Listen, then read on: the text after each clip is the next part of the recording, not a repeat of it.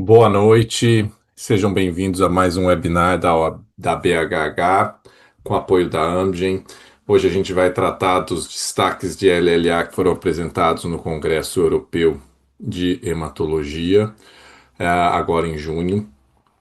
Gostaria de agradecer a presença de todos que estão aqui nos assistindo e principalmente a participação dos nossos convidados. Como vocês devem ter visto no programa, a gente vai dividir a apresentação aqui em dois blocos. O primeiro é um bloco que vai tratar sobre as atualizações em LLA do adulto e o segundo bloco de LLA pediátrica. Ao final desses dois blocos, nós vamos ter um terceiro bloco de discussões, onde será muito importante a participação de vocês e vocês vão poder enviar perguntas ao longo de toda a apresentação pelo chat e no final nós vamos selecionar essas perguntas para o debate. Então, para não atrasar aí o nosso webinar, eu gostaria de apresentar a doutora Thais Ferraz. A doutora Thais Ferraz é hematologista no Grupo Oncoclínicas e no Hemorrio. Ela também é membro do Comitê de Leucemias Agudas da BHH e com muita gentileza aceitou o convite aí para participar e adicionar aí muito na nossa discussão. Thais, muito obrigado. Obrigada, Bruno. Deixa eu compartilhar aqui com vocês.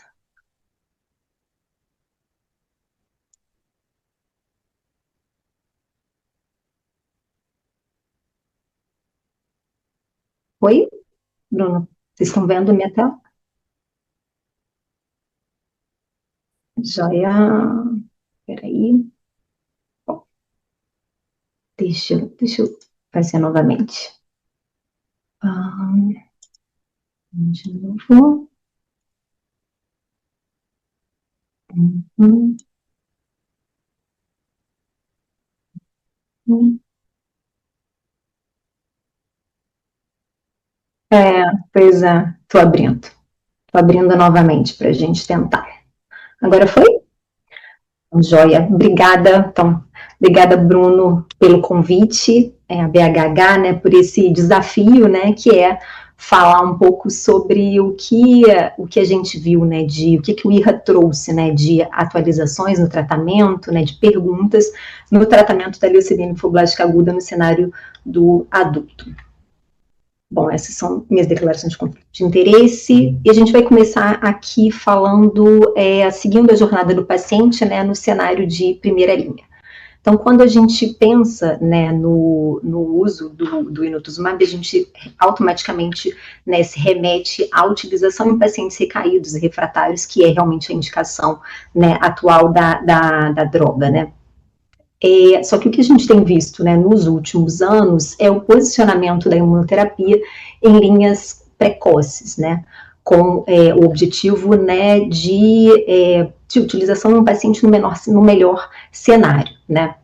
E é isso que esse estudo traz, né, a utilização do inotuzumab não no cenário de um paciente recaído, mas de um paciente com doença residual mínima positiva.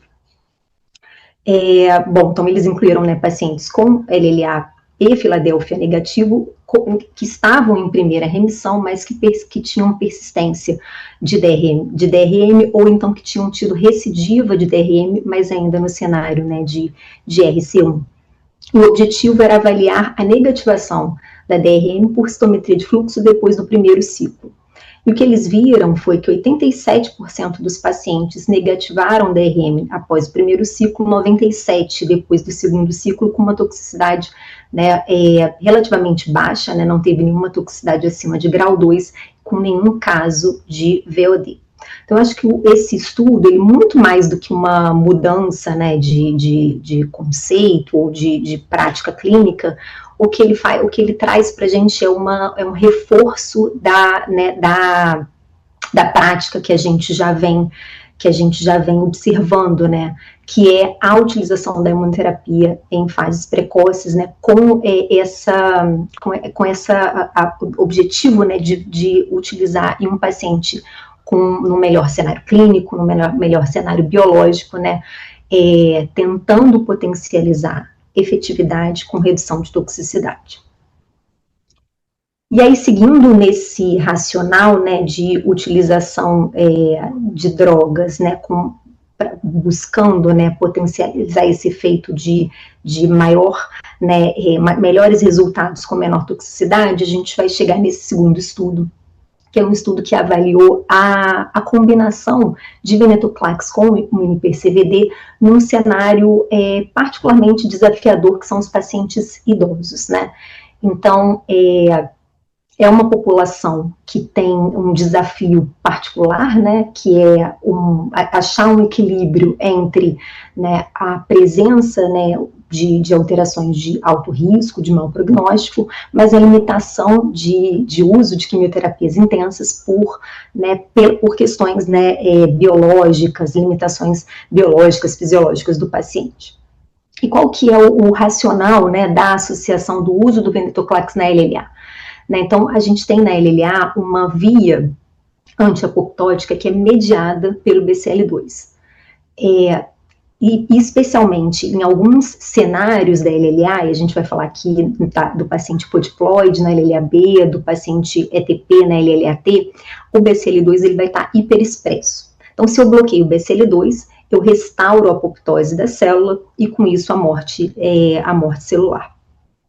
Então, o que eles fizeram foi avaliar, né, a combinação em pacientes acima de 55 anos ou acima de 50 anos, se eles tivessem um IMC maior ou igual a 35.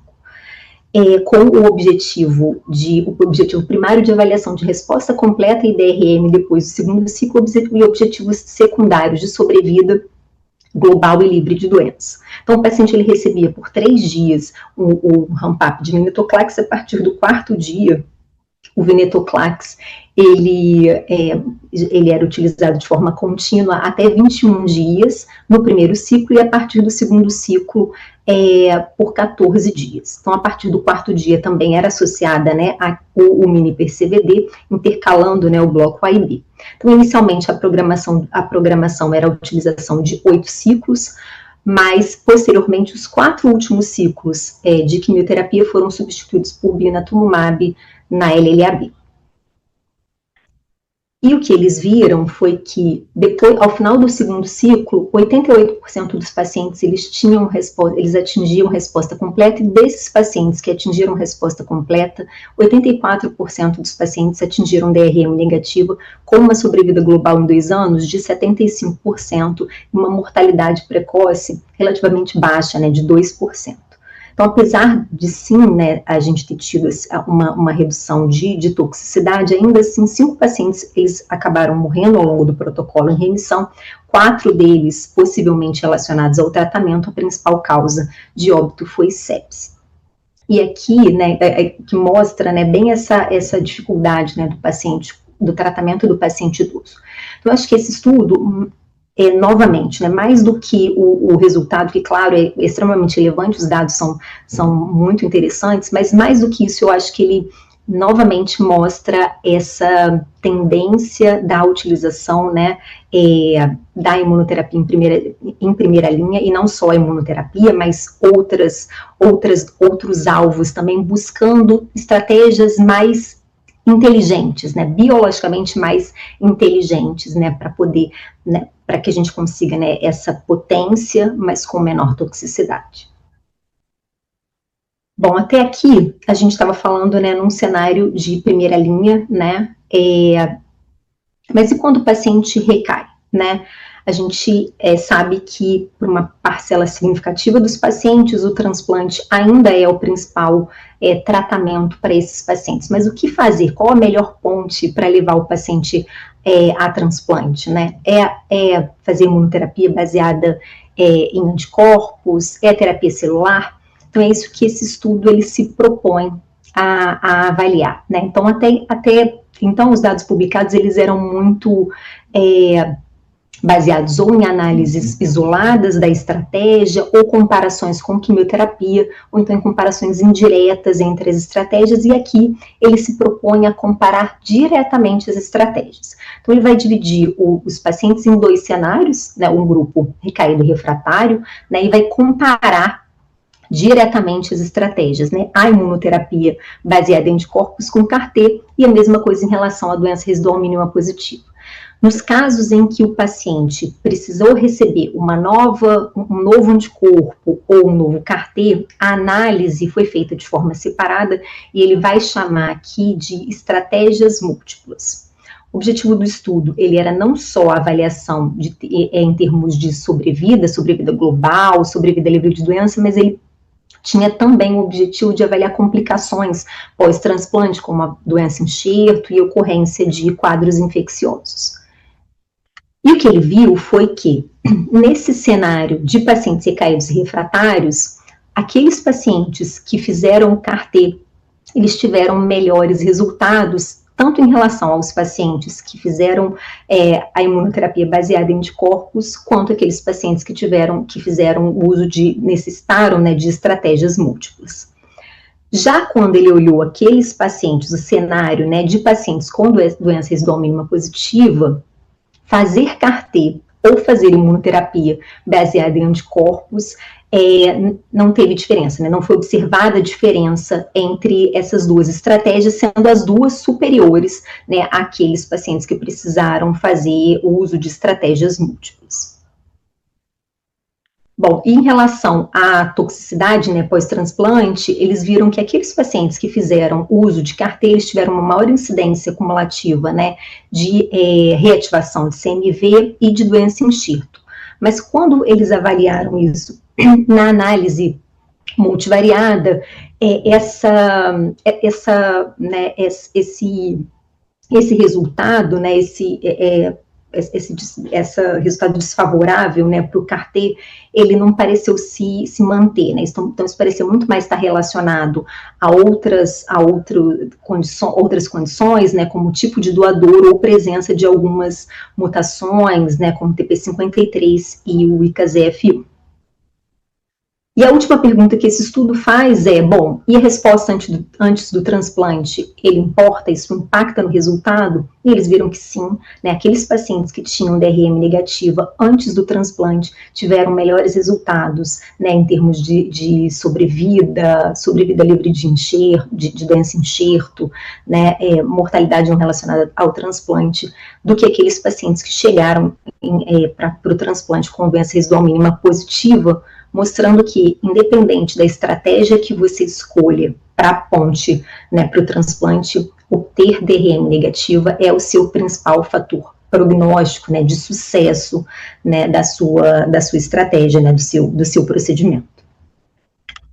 Bom, e uma outra pergunta que é muito frequente, e acho que vai se tornar cada vez mais frequente, né, a dúvida agora, né, com a ampliação do uso do CAR-T no cenário de adulto no Brasil, bom, ok, eu indiquei o CAR-T, o que eu faço para o paciente até que a infusão ocorra, né, qual que é a melhor estratégia? Eu faço químio, eu faço imuno, não faço nada, né, e essa análise, ela veio ajudar a gente a pensar um pouquinho sobre isso. Essa é uma análise pós-hoc do estudo Félix. Então, o estudo Félix é o estudo pivotal, né, do OBSEL.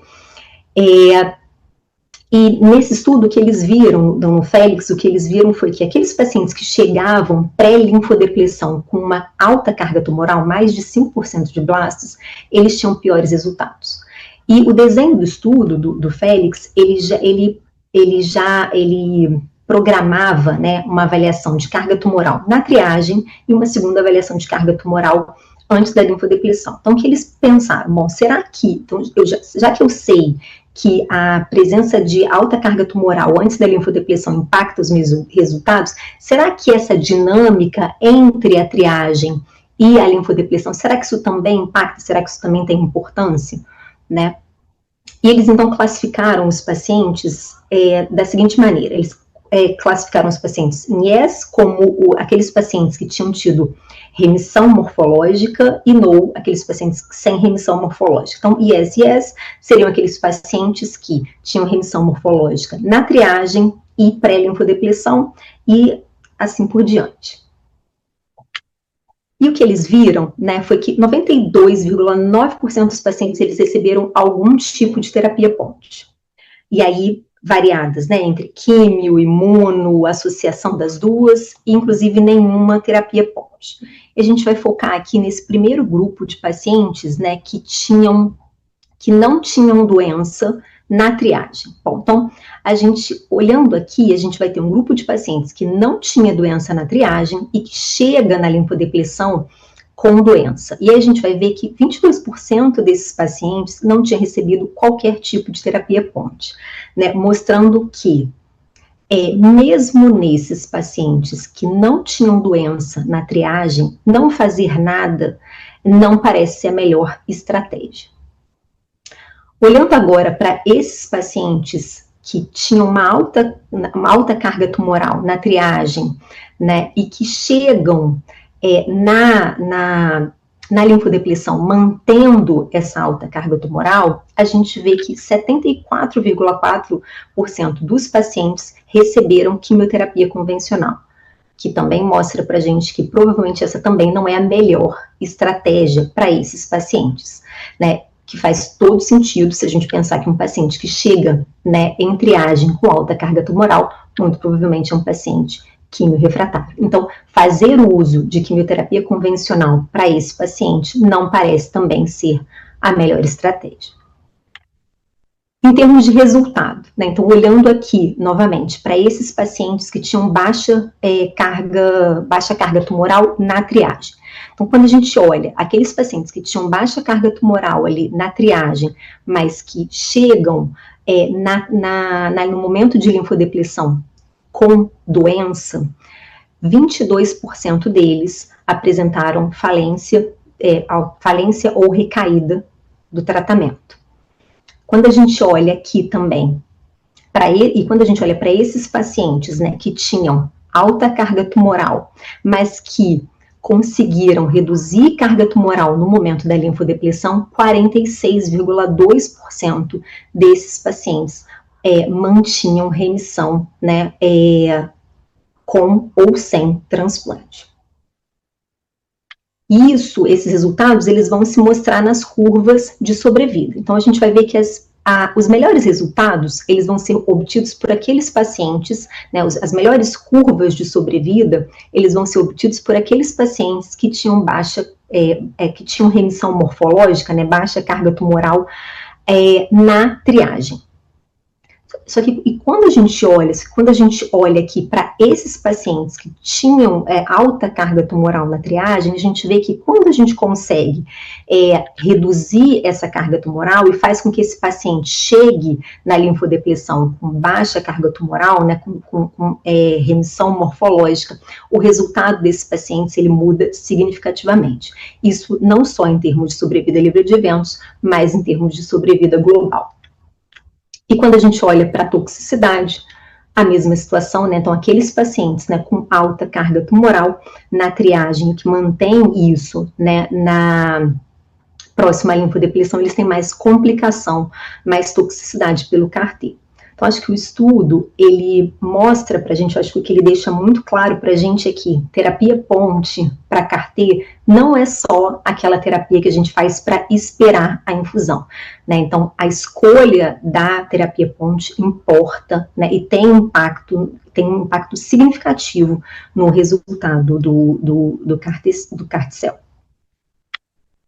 Bom, e aí, para a gente, né, só finalizar esse cenário, e a LLA Filadélfia, né? Então, o que a gente viu nos últimos anos, né, a LLA Filadélfia, foi uma substituição cada vez maior, né, do uso da quimioterapia convencional pela imunoterapia em associação com os inibidores de tirosinoquinase.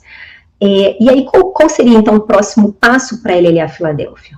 Bom, será que a gente precisa manter o uso dos inibidores de tirosinoquinase de forma indefinida para todos os pacientes?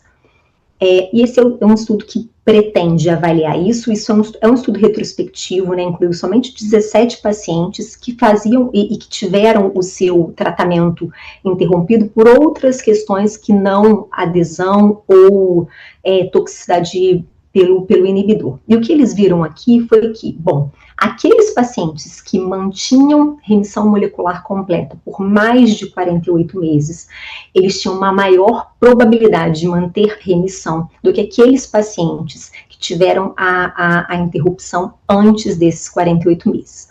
E aqui, novamente, isso não é um estudo que pretende, né, mudar a nossa prática clínica, a gente não está falando que amanhã a gente vai sair interrompendo o inibidor de ninguém, mas eu acho que mostra também um potencial. Então, talvez, para um grupo de pacientes, a gente realmente possa pensar em tirar, né, ou suspender o inibidor. Bom, então, acho que concluindo, se eu tivesse que resumir, né, o IRRA de 2026, eu falaria que se em 2024, né, a gente teve a consolidação da imunoterapia, né, principalmente com a E1910, né, em primeira linha, se em 2025 a gente viu a expansão da utilização da imunoterapia nesse cenário, né, novos estudos, né, novas populações, né, sendo utilizado, em 2026 a gente viu que a pergunta ela mudou, né? Então agora a gente já não está mais perguntando, bom, isso funciona? O que a gente agora está pensando é como sequenciar, como eu utilizo essas estratégias para obter delas o melhor resultado. Então com isso eu encerro, obrigada.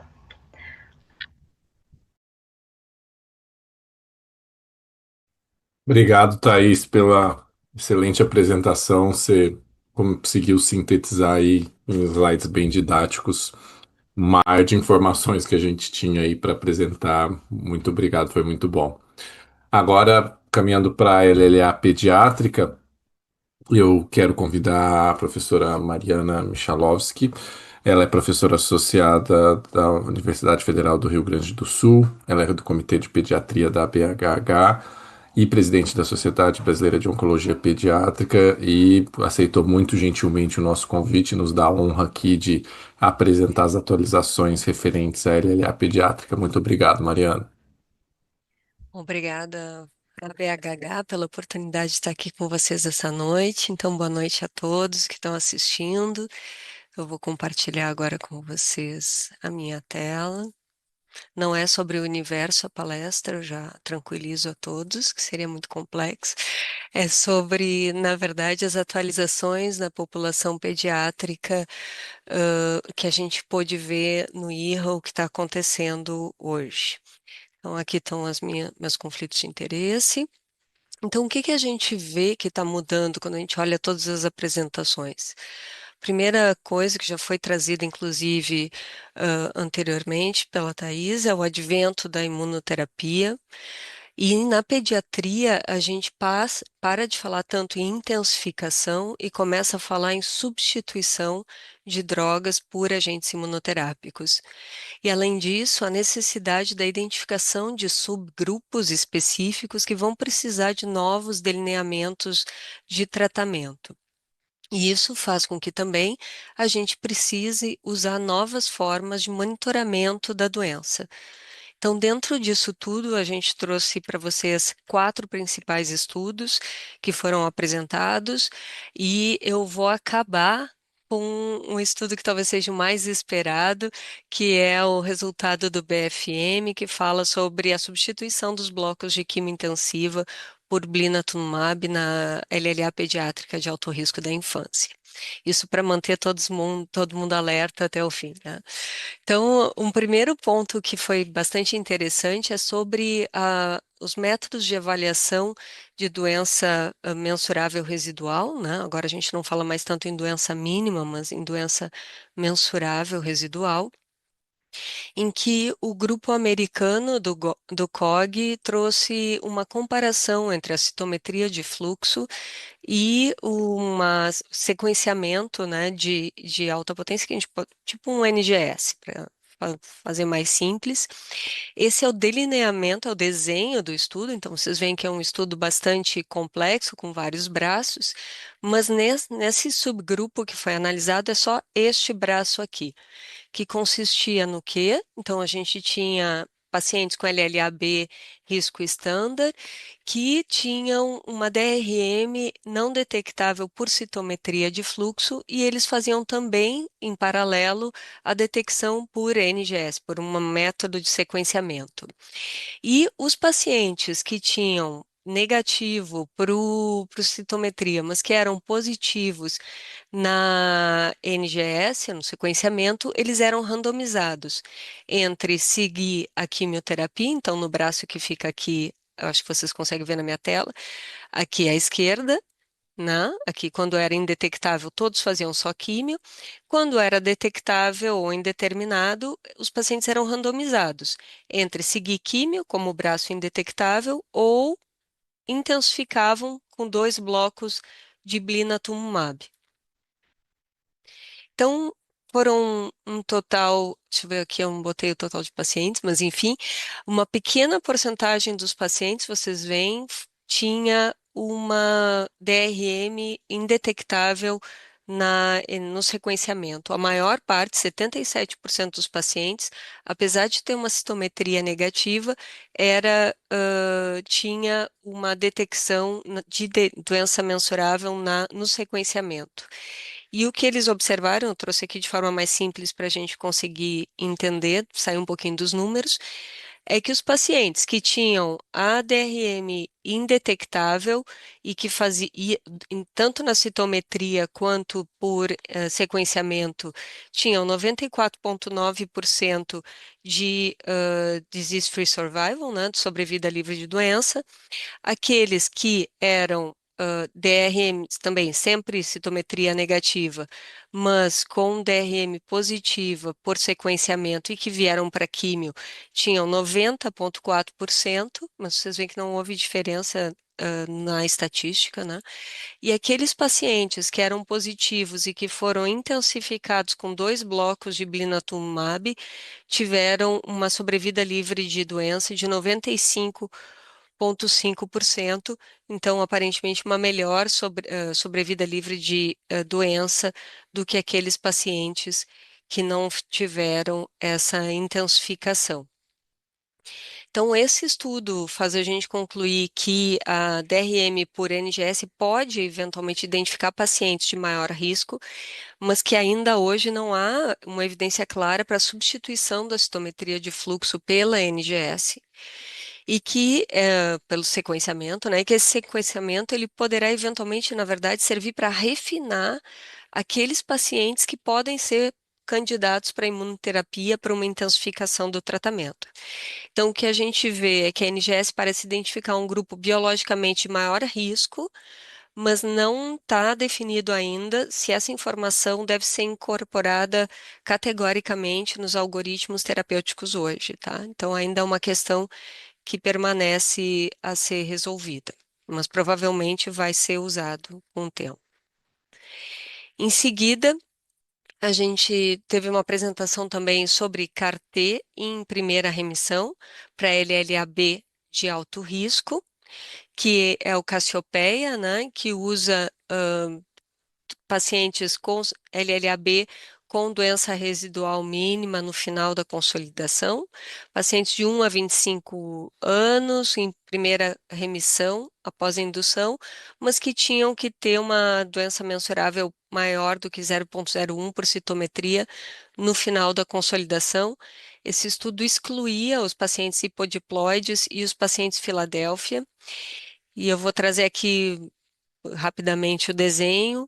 Então, o paciente fazia a indução, fazia a consolidação, e se a DRM era positiva por citometria, ele fazia a leucoaférese, e enquanto estava sendo manufaturado, ele fazia uma quimioterapia de manutenção interina até a infusão, e depois avaliavam a eficácia. Então, o objetivo primário era ter uma sobrevida, o endpoint primário era ter uma sobrevida global de 4 anos superior a 80%. Então, é um estudo fase 2, multicêntrico, em vários países do mundo, 128 crianças triadas, crianças e adultos jovens, né, vai até 25 anos, 122 incluídos, com um segmento de aproximadamente 3 anos, e vocês veem que a mediana de idade é em torno de 14 anos, né? E o que é interessante, a gente tem 18% aqui dos pacientes que têm uma DRM até relativamente alta, né? Vocês veem aqui, superior a 0,5%. E quais foram os principais resultados desse estudo? O primeiro deles é que eles conseguiram atingir o endpoint primário, que era uma sobrevida global em 4 anos superior a 80%, então eles chegaram em 85%.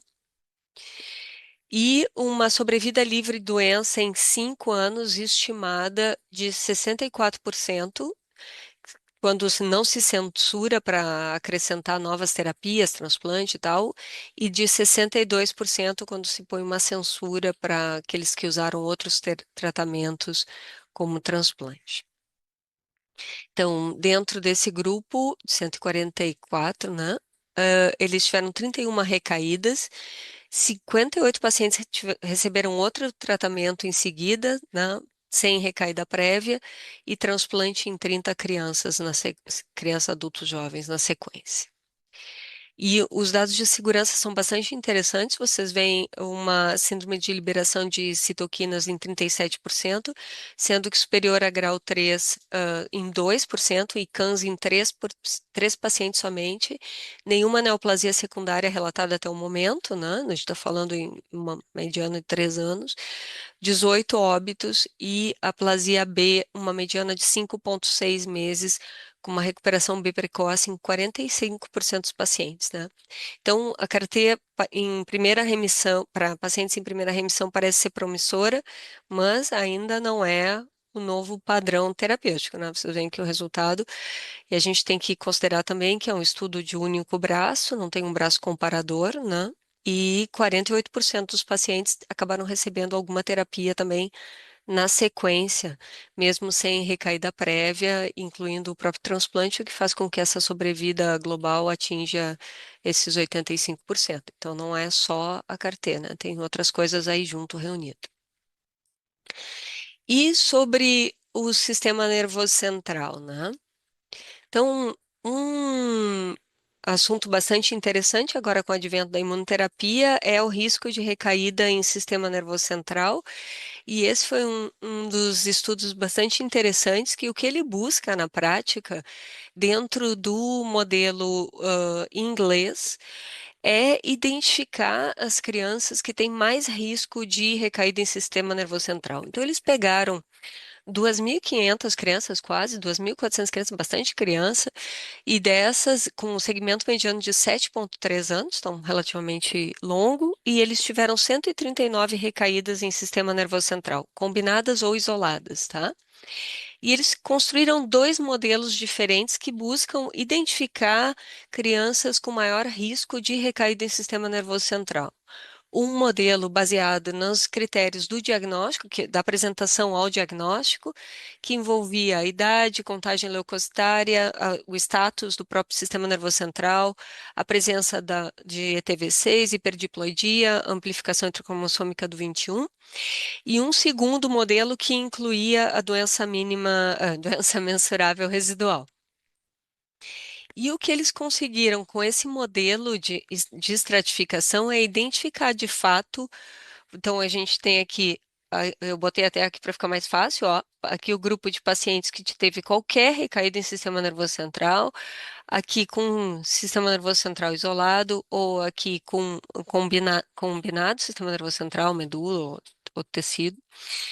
E daí o que eles conseguiram observar é que com um modelo, esse aqui, ó, eles conseguiram identificar um grupo que tinha um risco muito maior de recair em sistema nervoso central e um grupo que tinha um risco relativamente pequeno comparado de recaída em sistema nervoso central. Então, esses modelos, eles permitem eventualmente identificar pacientes que precisam intensificar o tratamento de sistema nervoso central durante principalmente nos protocolos que usam imunoterapia.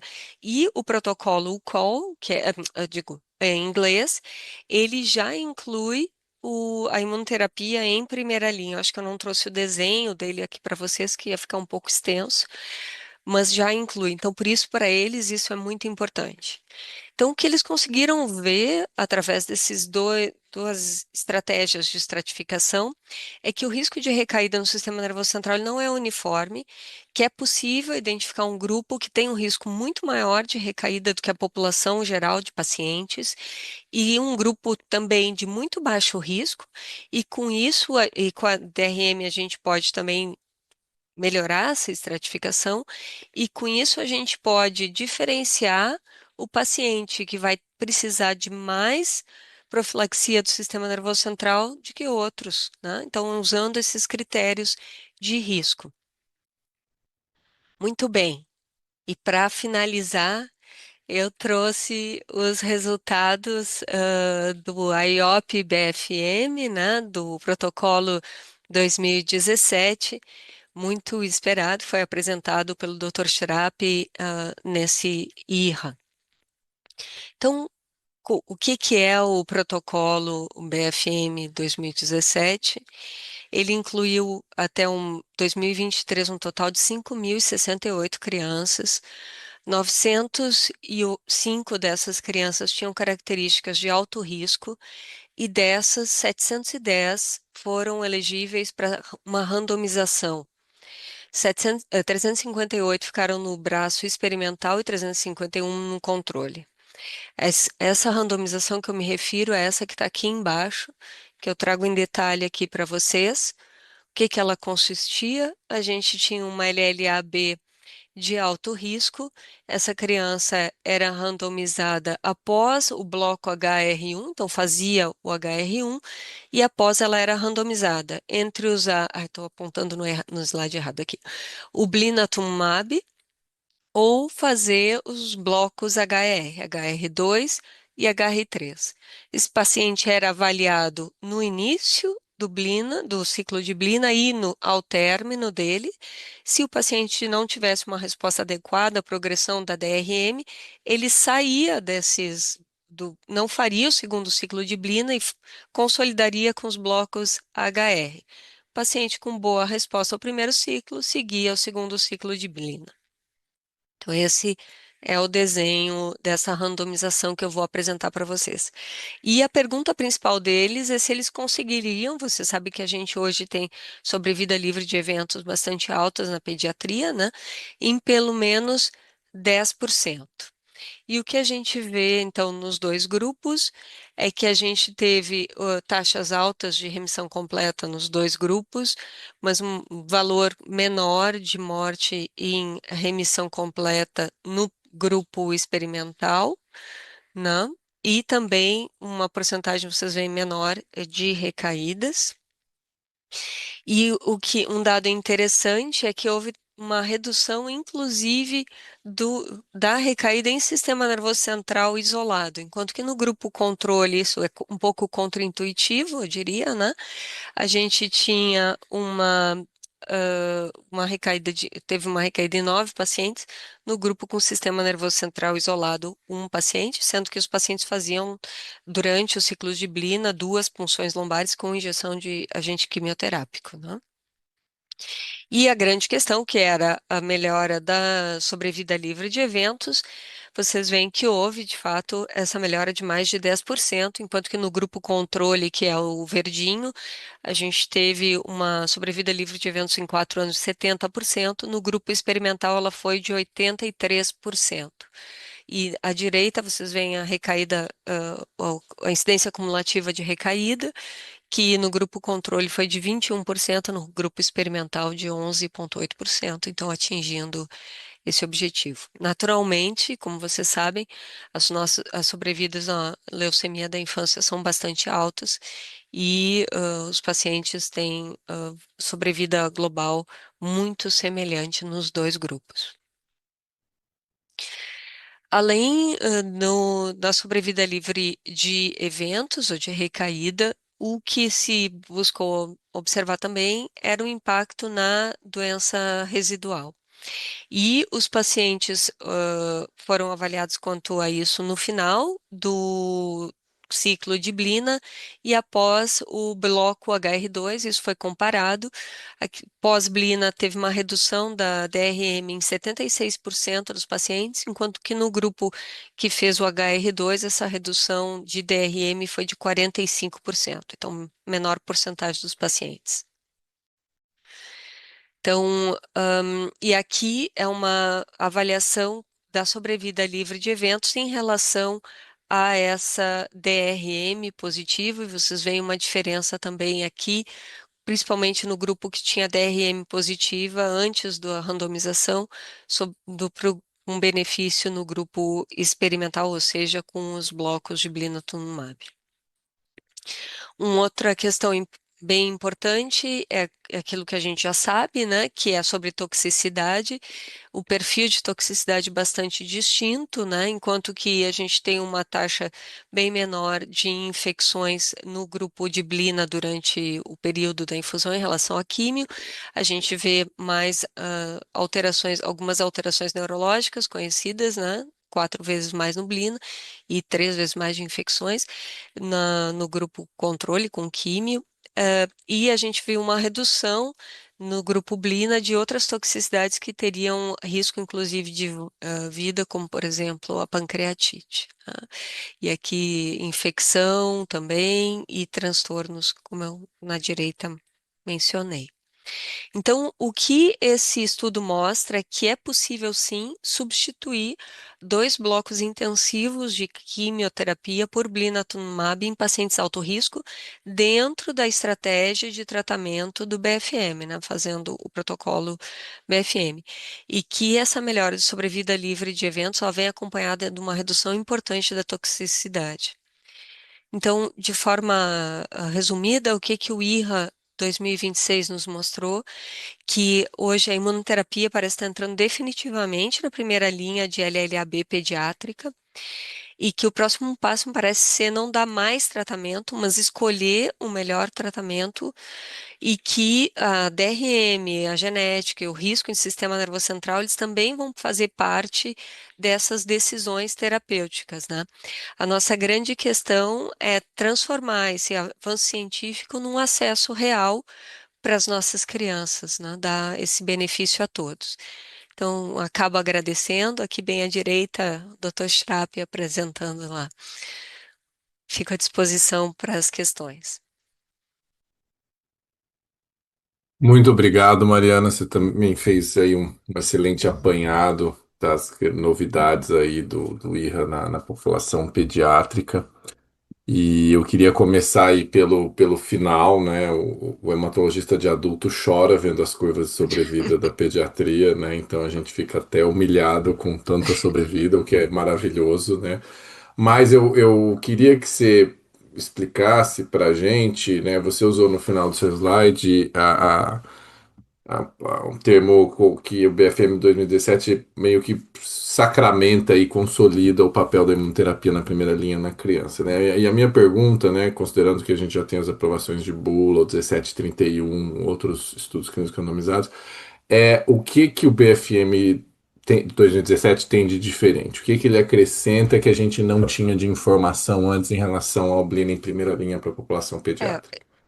antes de dizer assim que esse sacramento acho que tem algumas fragilidades naturalmente que são relacionadas ao tempo de follow, né? A gente hoje, para esse estudo do BFM, a gente tem um follow, eu não trouxe aqui, eu tinha montado um slide de fragilidades também, mas a gente está com o tempo curto, né? Então, ele tem um tempo de follow que é de, se eu não me engano, 3 anos também, então ainda tem uma questão de follow de tempo.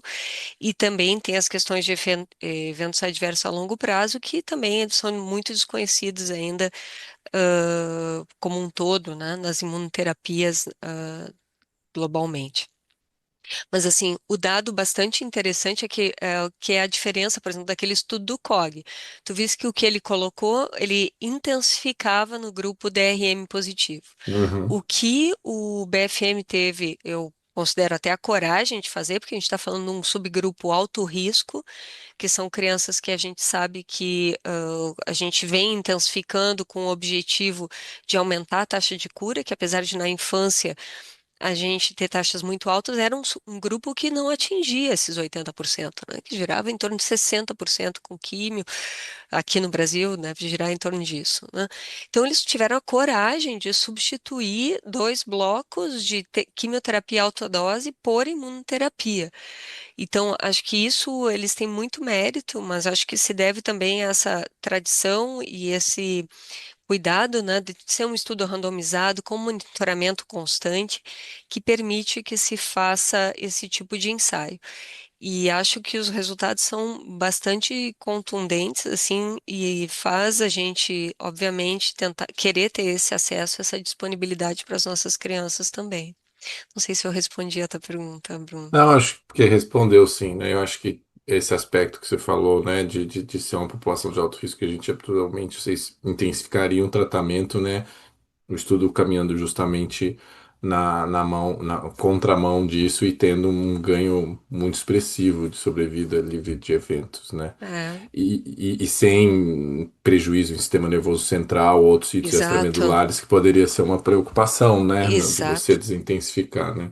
exatamente, exatamente. Então, isso é muito, muito interessante. E a redução que a gente tem com morte por toxicidade, né? Uhum. Então, tu ganha também na sobrevida ao tu não perder os pacientes com toxicidades graves, né, e complicações. E isso que a gente nem está falando em qualidade de vida, né? Porque a gente sabe que também existe uma diferença, né? A gente que trata esses pacientes. E na sua prática, essa mortalidade que você vê, com quimioterapia nesses pacientes muito diferente do estudo? É parecida? Como que você vê Tu isso? diz nos blocos de intensificação. Isso, isso. Eu admito que a gente nunca fez uma avaliação comparativa assim da nossa população em relação, particularmente não conheço esse dado, tá? Dos nossos blocos HR em relação ao que é descrito no grupo BFM. O que a gente tem hoje a gente, particularmente o nosso centro integra o ALIC, né, o Intercontinental do BFM, mas a gente não chegou a comparar a nossa mortalidade com os outros nesse sentido. O que a gente sabe da nossa população é que a gente tem uma porcentagem um pouco maior de pacientes alto risco, usando os mesmos critérios do grupo europeu.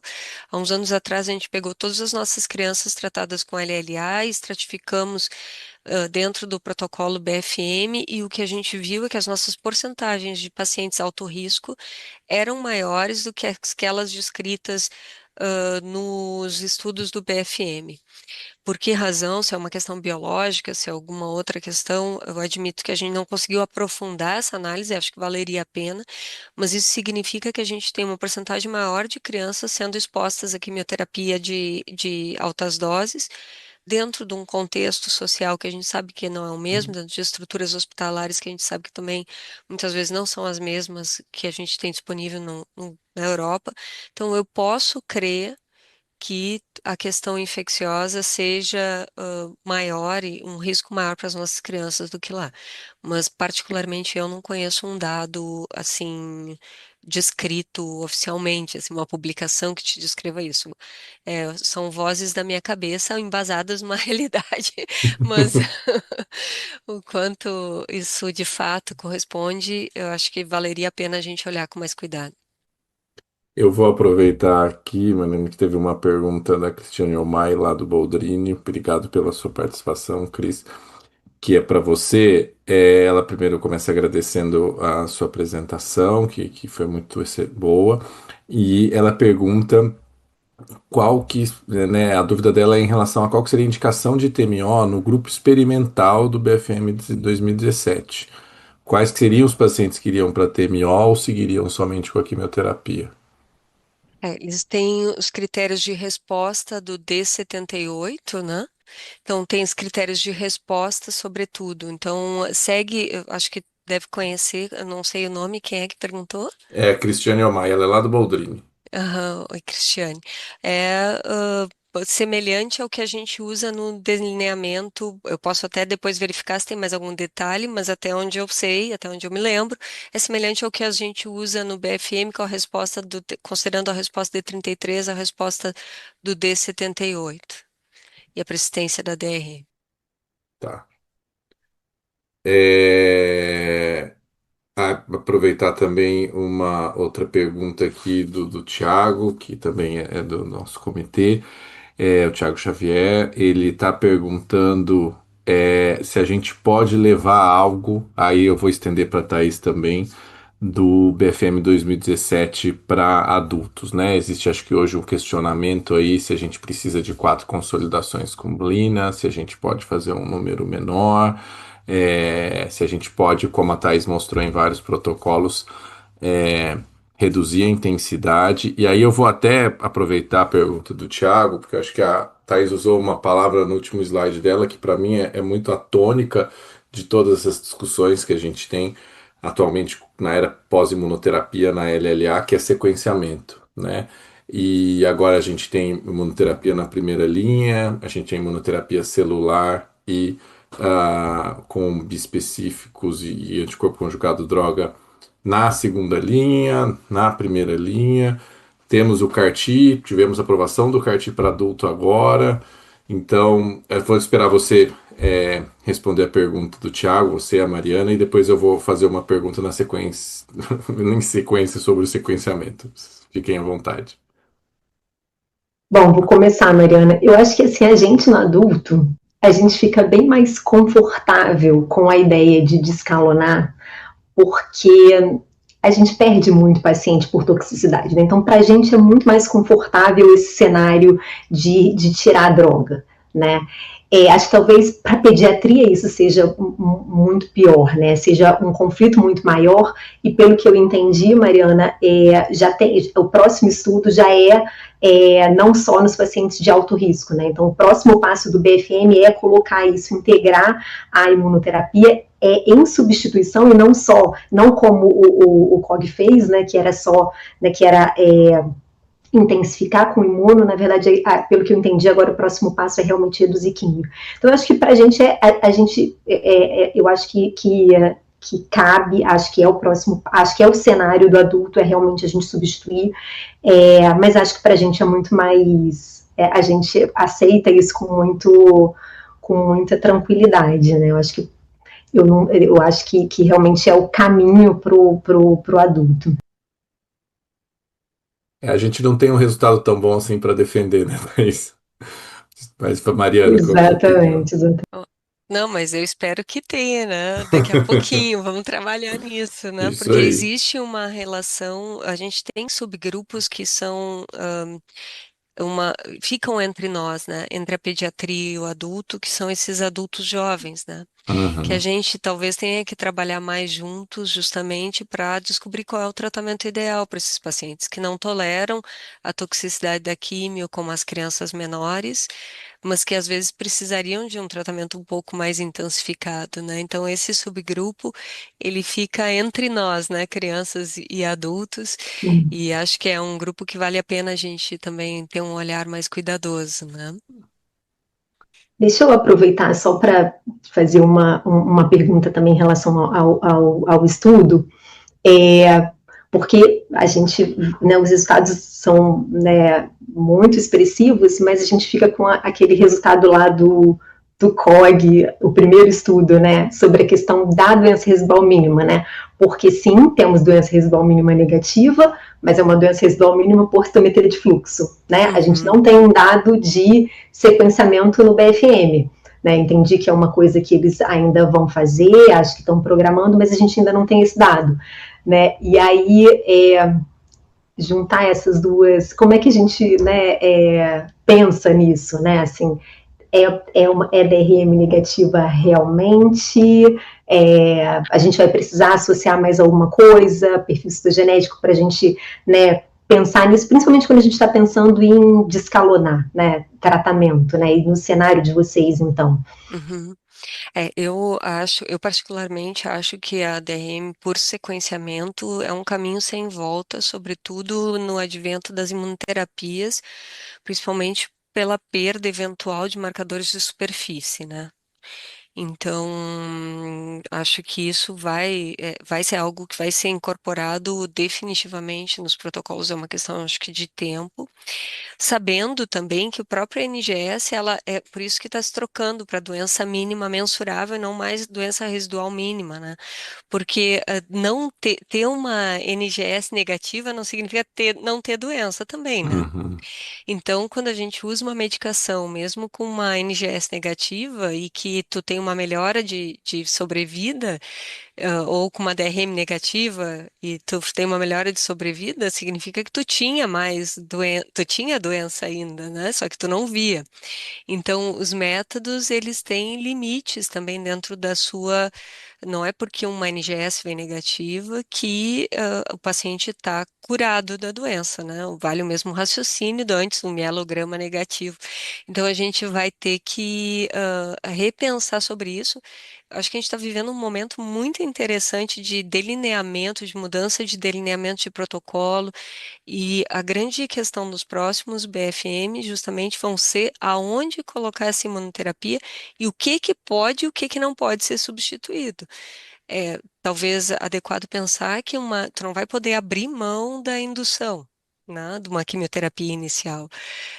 Então, tudo isso está sendo pensado. O próximo braço do HR de randomização deve ser entre um modelo HR1 randomiza 2 blinas, como ficou padrão agora, versus um modelo que está sendo usado no ALIC, que é o blina, 2 ciclos HR e blina depois, para definir qual o modelo que vai ficar melhor, que vai ter um melhor resultado. Mas verdadeiramente, quando a gente tem taxas de sobrevida tão altas, é difícil, né? É difícil tu mexer, dá medo de mexer, não? Que tu diz assim, puxa vida, né? A gente Já tem um tá tão bom, HR, né? pois é, um HR que se comporta quase como um risco estándar, né? Então, deixa de ser um HR quase, né?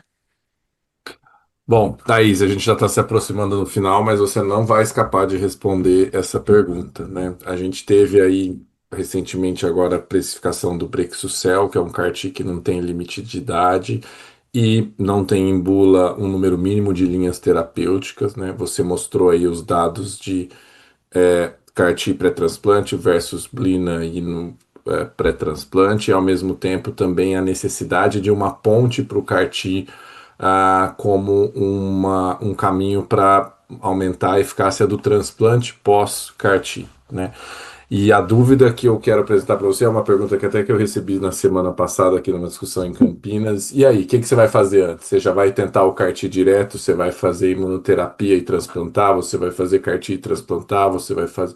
Como que você vê esse sequenciamento aí à luz dos dados do IRRA que você apresentou?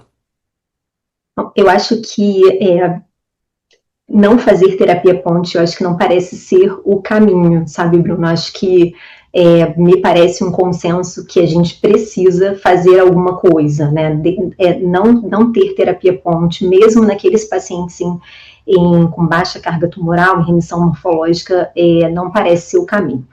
Agora, eu acho que talvez a grande questão seja o equilíbrio, né? O quanto fazer, né? Porque você precisa fazer alguma coisa, mas você também não quer que o paciente perca o PS, né? A performance status para o seu CAR-T. Você não quer que a hora que o CAR-T chegue, o paciente esteja tão doente que não possa, né?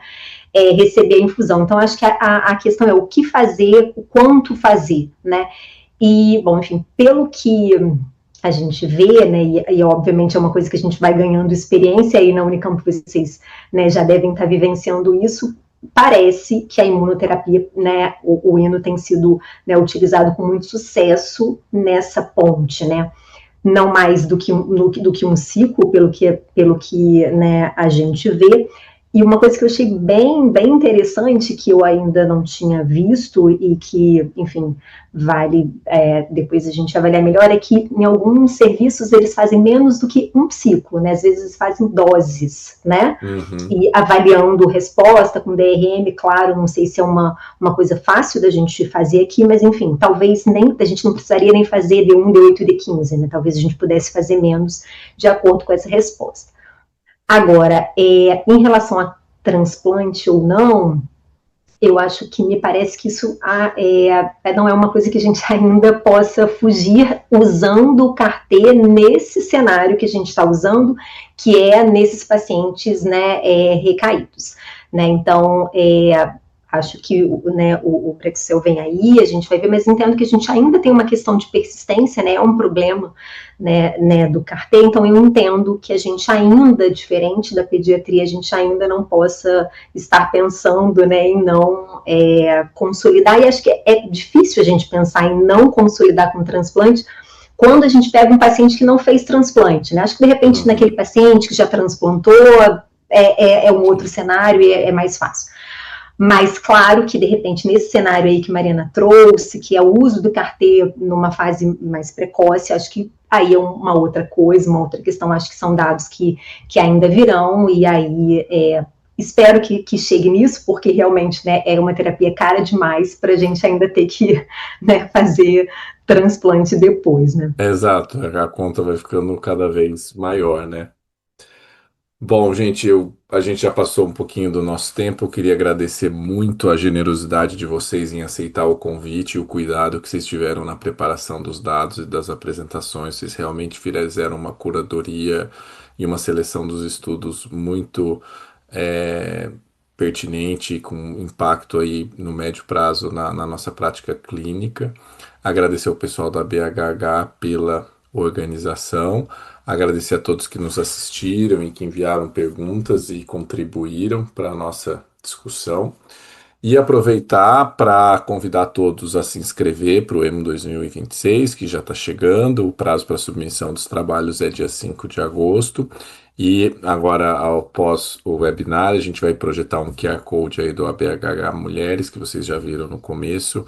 E a gente pede aí para todas as mulheres que estiverem nos assistindo que preencham o questionário. É um questionário rápido e vai ajudar a BHH a melhorar as iniciativas voltadas para vocês. Obrigado, Thaís. Obrigado, Mariana. E boa noite para todos. Obrigada, boa noite. Obrigada, boa noite.